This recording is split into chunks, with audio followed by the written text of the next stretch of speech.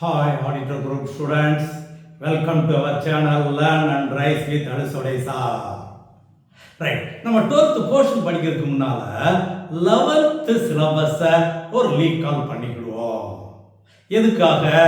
அது பேசிக் அடிப்படை தெளிவா இருந்தாத்தே 12th அக்கௌண்டன்சி ஈஸியா புரியும். Right, okay. இப்போ 11th நம்ம படிச்சது பிசினஸ் டிரான்சாக்ஷனை ஜேர்னல் என்ட்ரியில எழுதியிருப்போம். ஜேர்னல் என்ட்ரிஸ் முதல்ல இதுதான் படிச்சிருக்கோம். அதுல நம்ம ஃபாலோ பண்ணது டெபிட் கிரெடிட், ரெண்டே வேர்டு தான். இதுக்கு கோல்டன் ரூல்னு ஒன்று சொல்லியிருப்போம்.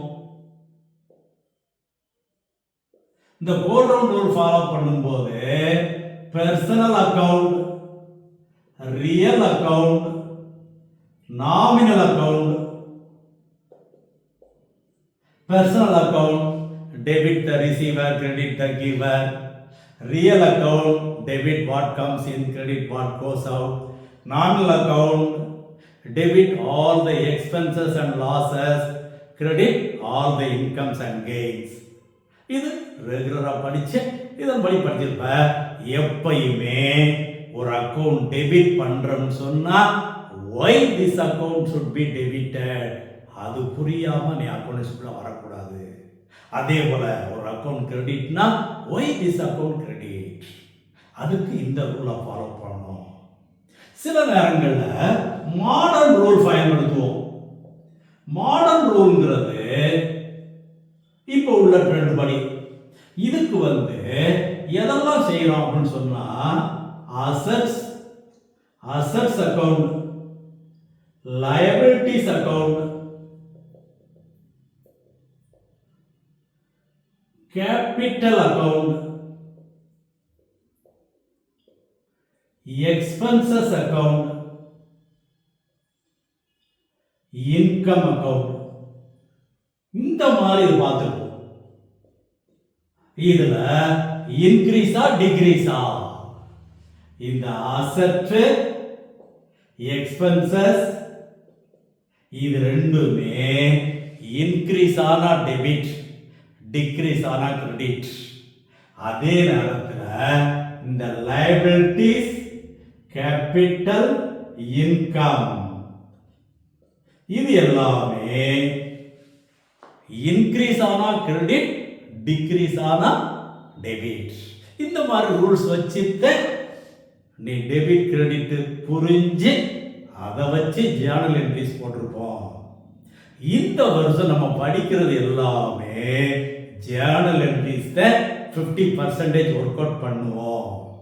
அப்போ அந்த பேசிக் தெரிஞ்சிருக்கணும். அதை 11th சிலபஸை கொஞ்சம் ரீகால் பண்ணிக்கோ. இதுல அடுத்து நம்ம எழுதுனது லெட்ஜர் போஸ்டிங். லெட்ஜர் அக்கவுண்ட் நம்ம ப்ரிப்பேர் பண்ணுவோம். அப்போ ஜேர்னல் என்ட்ரியில டெபிட் சொன்னா அந்த லெட்ஜர் அக்கவுண்ட்ல டெபிட் சைட்ல, ஜேர்னல்ல ஒரு அக்கவுண்ட் கிரெடிட் சொன்னா அந்த அக்கவுண்ட்ல கிரெடிட் சைட்ல. இந்த மாதிரி படிச்சிருக்கோம். இதுதான் பேசிக், வேற ஒண்ணுமே கிடையாது லெட்ஜர் அக்கவுண்ட் பொறுத்தவரை. இதுவும் முக்கியமானது. இந்த ரெண்டும் புரியாம அக்கவுண்டன்சிக்குள்ள நீ வரவே கூடாது.